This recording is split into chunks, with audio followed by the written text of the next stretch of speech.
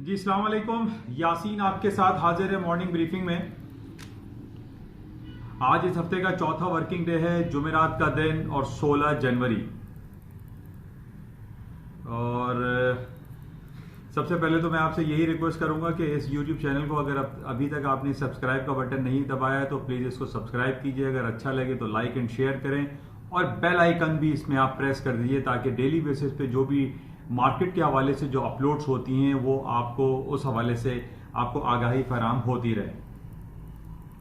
अच्छा, मार्केट में जो सबसे ज़्यादा इंपॉर्टेंट बात हम कर लेते हैं कि काफ़ी दिनों से ये बात चल रही थी कि अमेरिका और चाइना के दरमियान जो ट्रेड एग्रीमेंट है या ट्रेड फेज 1 डील है उस हवाले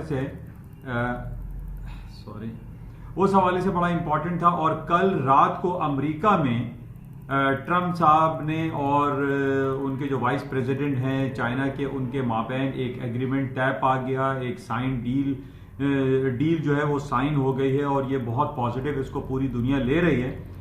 लेकिन वो सूरत हाल रोनुमा नहीं हुई जो लोग ये समझ रहे थे कि जनाब इसके साइन जो है वो हो जाने के बाद अमेरिका की स्टॉक मार्केटों में बहुत तेजी आएगी। बहरहाल तेजी तो आई है और मार्केट जो है हायर साइड पे है और खासतौर पे S&P जो है स्टैंडर्ड एंड पुअर्स 500 उसने जो है 3300 का जो बैरियर था वो क्रॉस कर लिया आज। हालांकि आज अब इस वक्त अमेरिका की मार्केटें खुली नहीं है, अभी इस वक्त यूरोप और एशिया की मार्केटें चल रही हैं, लेकिन S&P ने 3300 के लेवल को क्रॉस कर लिया है, उसको टच कर लिया है, जो कि एक बहुत बड़ा बेंचमार्क है। इससे पहले हम ये देख चुके हैं कि नैस्डैक और डाउ जोन्स जो है वो भी अपने साइकोलॉजिकल लेवल्स को ब्रेक कर चुके हैं। बहरहाल ये फेज 1 का तय पा जाना है, इस पे साइन हो जाना है, ये बहुत पॉजिटिव पेशरफ्त है। लेकिन बहुत हल्कों से ये बात हो रही है कि ये जो फेज 1, फेज 2, फेज 3 की जो डील का सिलसिला जारी रखा गया है जिसमें फेज 1 की पे दस्तखत कर दिए गए हैं, ये नाफिजुल अमल तो बहरहाल अभी चंद दिनों में ये हो ही जाएगा, बल्कि साइन हो गए। नाफिजुल अमल भी इसकी डेट्स में देखूंगा, लेकिन ये पॉजिटिव है। लेकिन इसमें ये कहा जा रहा है कि इसमें अभी बहुत सारा काम करना बाकी रह गया है। अमेरिका और चाइना के दरमियान जो फेज 1 डील का सिलसिला किया गया है ये कुछ चीजों को दबाने के लिए किया गया है और खास तौर पे इसको पॉलिटिसाइज भी किया जा रहा है। और उसमें यह कहा जा रहा है कि जनाब नवंबर 2020 इसी साल जो अमेरिका के प्रेसिडेंशियल इलेक्शन हो गए जिसमें यह कहा जा रहा है कि जनाब ट्रम्प साहब दोबारा जीतते हुए दिखाई दे रहे हैं, तो ये हम कह सकते हैं कि ट्रम्प साहब ने अपने पॉलिटिकल पॉइंट्स को गेन करने के लिए इस डील पे, इस फेज 1 को उन्होंने साइन किया है। जैसा कि मैंने बहुत अरसे से आपसे ये बयान कर रहा हूं कि जनाब अमेरिका और चाइना के दरमियान जो तिजारती खल्फशार है, जो तिजारती मसाइल हैं, वो इतनी आसानी से हल होने वाले नहीं हैं। इसको सिर्फ for the time being political gains, political points scoring के लिए ये काम किया गया है ताकि ट्रम्प साहब की जो पॉलिटिकल जो इनकी कैंपेन होगी उसमें वो जीत सकें और हालात को मुनासिब तौर पर रखा जा सके। और ये हो कि जनाब ट्रम्प साहब ने ये काम किया है और जनाब हालात बहुत अच्छे हो जाएंगे और चाइना और अमेरिका के दरमियान जो तिजारती परेशानियां हैं, तिजारती जो टर्मोइल है वो जनाब हल हो जाएगा। और ये जो जंग है आपस में दोनों की, कोल्ड वॉर चल रही है, ट्रेड वॉर है, इसमें ट्रूस आ जाएगा, ये रुक जाएगा, ये बंद हो जाएगा, ये खत्म हो जाएगा। ये बल्कि ऐसा है नहीं,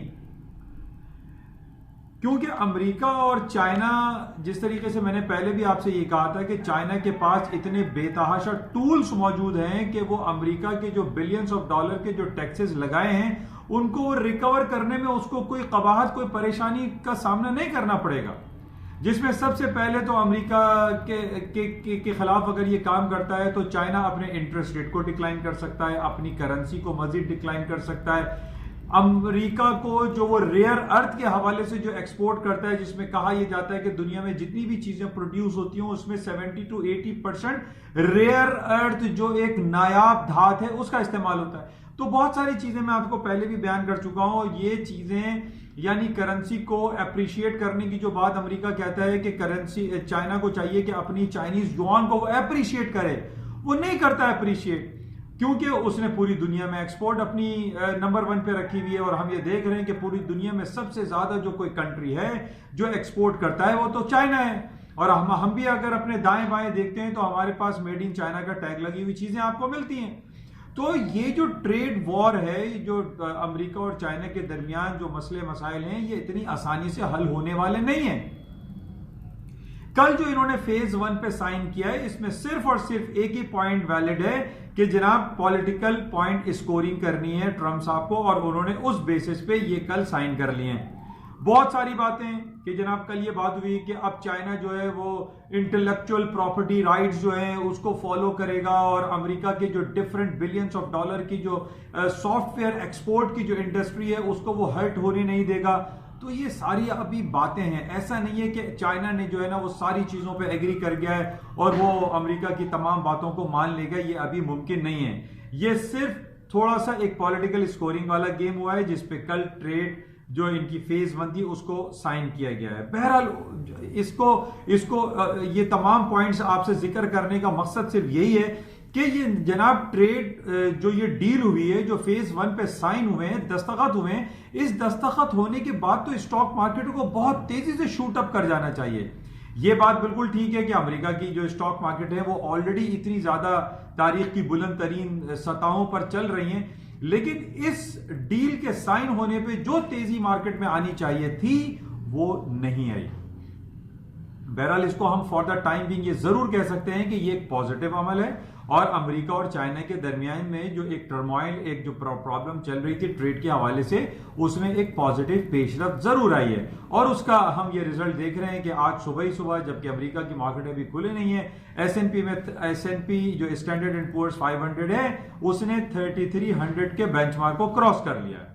तो बहरहाल ये पॉजिटिव जरूर है, लेकिन इन लॉन्गर पीरियड ऑफ टाइम में इसमें प्रॉब्लम क्रिएट होंगे, और बहुत सारी बातें अभी भी ऐसी होंगी। चाइना फिर इनकार करेगा, कहीं अमेरिका इनकार करेगा, हम ये नहीं करेंगे, हम वो नहीं करेंगे। बहरहाल ये सिर्फ पॉलिटिकल पॉइंट स्कोरिंग का अमल हम कह सकते हैं जो कि ट्रंप साहब ने किया।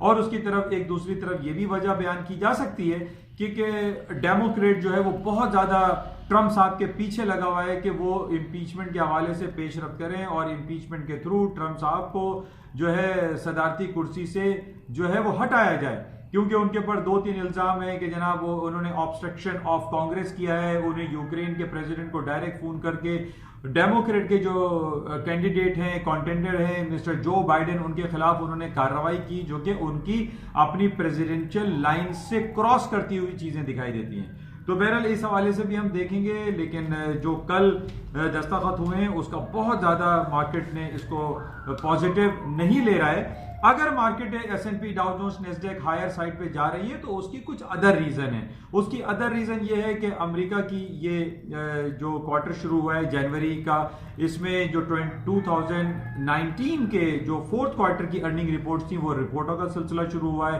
कल भी हमारे पास गोल्डमैन सैक की अर्निंग रिपोर्ट थी, लेकिन वो कंपैरेटिवली थोड़ी सी खराब आई। इससे पहले हमने देखा सिटी ग्रुप, उससे पहले जेपी मॉर्गन चेज, जनाब वेल्स फार्गो, अभी और भी लाइन में लगी हुई है। बहुत सारी बड़ी बड़ी कंपनीज की अर्निंग रिपोर्टें आनी है, और रिपोर्टें मैंने आपसे पहले भी कहा था जितनी भी रिपोर्ट्स आती हुई दिखाई दे रही हैं उसमें पॉजिटिविटी का फैक्टर बहुत ज्यादा है, क्योंकि हमने ये देखा था कि 2019 के जो आखिरी क्वार्टर गुजरा है उसमें बेतहाशा शॉपिंग हुई और पूरी दुनिया में एक अमन और शांति का पैगाम रहा। कहीं कोई ऐसी कैफियत रोनुमा पिछले क्वार्टर में नहीं हुई कि हम ये कहें कि जनाब स्टॉक मार्केट की जो रिजल्ट्स आ रहे हैं, जो इंडिविजुअल स्क्रिप्ट्स के रिजल्ट हैं, उसमें कहीं खराबी आएगी। इस वजह से हम ये कह सकते हैं कि अमेरिका की स्टॉक मार्केटें हायर साइड पे चल रही हैं। और इसके अलावा जो हमारे पास मंडे ट्यूसडे को एक खबर बहुत ज्यादा सर्कुलेट करती रही कि जनाब दुनिया की जो चौथी बड़ी कंपनी बनने जा रही है अल्फाबेट गूगल, जिसको हम गूगल के नाम से जानते हैं, वो $1 ट्रिलियन के बेंचमार्क को क्रॉस करेगी और एक नया माइलस्टोन क्रिएट हो जाएगा दुनिया की फाइनेंशियल मार्केट में कि जनाब ये चौथी बड़ी कंपनी है जिसका मार्केट कैप जो है वो $1 ट्रिलियन के बेंचमार्क को क्रॉस कर रहा है। ये सारी पॉजिटिविटी हम कह सकते हैं जिसकी वजह से अमेरिका की स्टॉक मार्केटें जो है वो तारीख की बुलंद तरीन सतहों को डेली बेसिस पे, वीकली या मंथली बेसिस या क्वार्टरली बेसिस पे छू रही हैं और नए रिकॉर्ड्स मुरतब कर रही हैं। लेकिन हम ये नहीं कह सकते कि अमेरिका की स्टॉक मार्केट इस वजह से ऊपर की तरफ गई है कि जनाब अमेरिका और चाइना के दरमियान फेज 1 डील साइन हो गई है, क्योंकि इसमें बहुत सारे सुखम भी हैं, प्रॉब्लम भी है, परेशानियां भी हैं, जो कि हम after certain period of time देखेंगे कि जनाब ये ट्रेड डील हो तो गई है, साइन तो हो गए हैं, लेकिन इसके अंदर वो करंट, वो मजा, वो पोटेंशियलिटी नहीं एग्जिस्ट करती जो कि एक होनी चाहिए। क्योंकि इन्होंने डिवाइड कर दिया ना, फेज 1, फेज 2, फेज 3, इसी में दुनिया को घुमा दिया उन्होंने। तो बहरहाल ऊपर जाने की वजूहात अमेरिका के जो इंपॉर्टेंट जो उनके एक हम कह सकते हैं कि जो एक ग्राउंड है, एक पॉजिटिव ग्राउंड है, उसकी वजह से जो है मार्केट जो है वो हायर साइड पे जा रही है। अच्छा, इसके अलावा सबसे इंपॉर्टेंट आजकल जो कमोडिटी है दैट इज प्रीशियस मेटल में पैलेडियम, वो डेली बेसिस पे हाई पे हाई बनाती चली जा रही है। आज भी हम ये देख रहे हैं तकरीबन $2300 पर आउंस, यानी $2300 पर आउंस के लेवल को टच करने वाला है पैलेडियम। और उसकी वजह मैंने जैसे आपसे पहले भी बयान की थी कि ऑटो कैटलिस्ट के तौर पर इसको इस्तेमाल किया जाता है ताकि जो गाड़ियां जिनमें से धुआं निकलता है और वो मुज़िर सेहत होती हैं उसके हवाले से बहुत ज्यादा इस्तेमाल हो रहा है, जिसकी वजह से पैलेडियम धात नायाब धात है और उसका इस्तेमाल बढ़ता चला जा रहा है और उसकी मांग में ऑटोमोबाइल सेक्टर पे बहुत ज्यादा उसकी डिमांड है। अच्छा, इसके अलावा जो गोल्ड की हम बात कर लेते हैं, गोल्ड की मार्केट हम देख रहे हैं $1550-1555 पे चल रही है। इस पे पोटेंशियलिटी एग्जिस्ट करता है, गोल्ड की मार्केटों में बाइंग अपॉर्चुनिटी की जा सकती है। इसका 1535 का बड़ा इंपॉर्टेंट लेवल है। पहले मैंने आपसे 1545 का जिक्र किया था, लेकिन हम ये देख रहे हैं कि मार्केट 1545 के नीचे सस्टेन नहीं करती, बल्कि 35 और 36 और 37 का लो करके मार्केट हायर साइड पे आ जाती है। और इस वक्त भी हम देख रहे हैं कि 1555 पे गोल्ड की मार्केट इस पर ट्रेड हो रही है।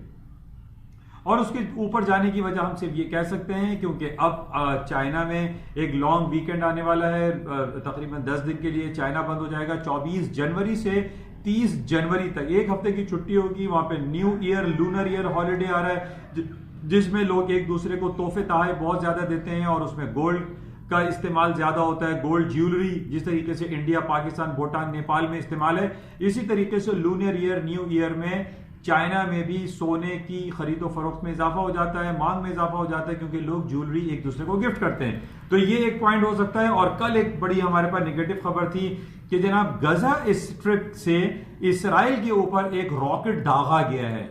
यानी जब भी हमने ये देखा है कि जब भी कोई नेगेटिव खबर होती है, खासतौर पे गल्फ रीजन में, यानी इसराइल में, सीरिया में या लेबनान में, या हम ये देखें यमन और सऊदी अरब के बॉर्डर लाइन पे जो हालात संगीनी सूरत हाल रहती है, या फिर अमेरिका और ईरान के दरमियान जो तलखियां चल रही हैं, तो इस वजह से भी हम ये कह सकते हैं कि गोल्ड की मार्केटें हायर साइड पे जा सकती हैं। और इसका जो टेक्निकल लेवल 1545 बल्कि 1535 के ऊपर है, तो the market will remain upside. तो बहरहाल ये इंपॉर्टेंट है। दूसरी तरफ हम ये देख रहे हैं कि तेल की कीमतें ऊपर नहीं जा रही हैं। क्रूड ऑयल की प्राइसेस जो कि 65.65 का हाई किया था जब ईरान और अमेरिका के दरमियान थोड़ा सा एक अटैक वाली सिचुएशन हुई थी, मार्केट गैप से खुली और उसके बाद हम देख रहे हैं मार्केट गिरती चली जा रही है। कल इसने 57.38 का लो कर दिया था, मार्केट डाउन साइड पे है, लेकिन टेक्निकल ग्राउंड पे जैसे मैंने पिछले दिनों आपसे ये कहा था कि 57.75 के नीचे स्टॉप लगा के बाय करें। अब चूंकि मार्केट दोबारा हम ये देख रहे हैं कि 57.75 के ऊपर है, जो कि 200 डेज मूविंग एवरेज है। कंप्यूटर जो हमारे पास टेक्निकलिटीज होती हैं उसके ऊपर मार्केट ट्रेड हो रही है, it means the oil market में गो अप। हालांकि कल जो इनकी इन्वेंट्री रिपोर्ट आई थी वो 2.4 मिलियन बैरल डिक्रीज हुई है, डाउनफॉल हुआ है, और ऑयल की जो इन्वेंट्रीज हैं उसके अंदर फॉल आया है। तो ये रिफ्लेक्ट करता है कि ऑयल की मार्केटें हायर साइड पे जा सकती हैं।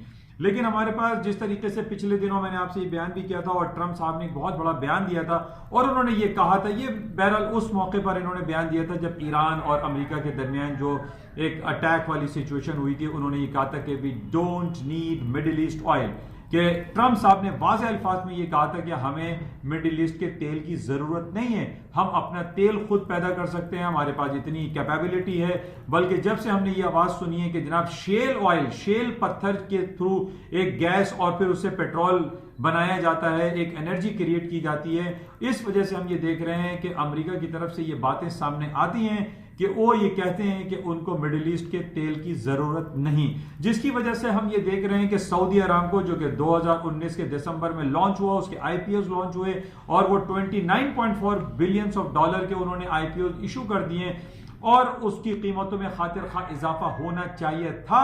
लेकिन हम ये देख रहे हैं कि सऊदी अरामको इतनी ज्यादा तेजी से ऊपर नहीं जा रहा, बल्कि डाउनफॉल का शिकार है। तकरीबन 34 और 35 रियाल के लगभग इस वक्त इसकी मार्केट चल रही है। तो बहरहाल इसको मजीद देखते हैं और आज सारा दिन जो हमारे पास जो खबरें रहेंगी, जो तज्जियाती रिपोर्ट्स आएंगी, वो सिर्फ इसी बेसिस पर होंगी कि कल रात को ट्रंप और चाइना के दरमियान जो एक फेज 1 डील तय पाया है, जिस पर दस्तखत हो गए हैं, क्या ये लॉन्गर पीरियड ऑफ टाइम के लिए फीजिबल होगा, क्या ये अमेरिका की इकोनॉमी के लिए अच्छा रहेगा, इसको हम देखेंगे। आज जो डिफरेंट हमारे पास जो रिपोर्ट्स आती हैं, जो तज्जियाती कमेंट्स आते हैं, उसको हम देखते रहेंगे सारा दिन। इंशाल्लाह राब्ते में रहते हैं और आज देखते हैं कि मार्केट किन लेवल्स पे ट्रेड होगी। लेकिन खास तौर पे जो करेंसी आइटम में स्टर्लिंग और यूरो की बात मैं हमेशा आपसे कह रहा हूं कि इसके अंदर ज्यादा पोटेंशियलिटी एग्जिस्ट नहीं कर रही है, क्योंकि 31 जनवरी यानी 15 दिन अब सिर्फ रह गए और बरतानिया जो है वो यूरोपियन यूनियन से अलहदा हो जाएगा। क्योंकि इसके अलहदा होने के बाद ये होगा कि जनाब जो आपस में जो यूरोपियन यूनियन के दरमियान जो ट्रेड हो रही है, जो ट्रेड एग्रीमेंट है, वो किसी डील के तहत होगा या नो डील होगा। अब ये देखना है कि ब्रेक्जिट जो है वो यानी ब्रिटेन एग्जिट जो होगा, जिसको हम शॉर्ट में ब्रेक्जिट कहते हैं, ये नो डील के तहत जाएगा या डील के तहत जाएगा, या हार्ड ब्रेक्जिट होगा या सॉफ्ट ब्रेक्जिट होगा। बरतानिया का फ्यूचर क्या होगा, ये एक बहुत बड़ा क्वेश्चन मार्क है, जिसकी वजह से हम देख रहे हैं कि यूरो और स्टर्लिंग की कीमतों में खातिर खा इजाफा अगेंस्ट वर्सेस डॉलर नहीं हो पा रहा है। तो देखते हैं इंशाल्लाह, और बाकी मार्केट पे नजर रखते हैं। जाते हुए मैं आपसे फिर ये कहूंगा कि इस यूट्यूब चैनल को प्लीज सब्सक्राइब जरूर कीजिएगा। Thank you.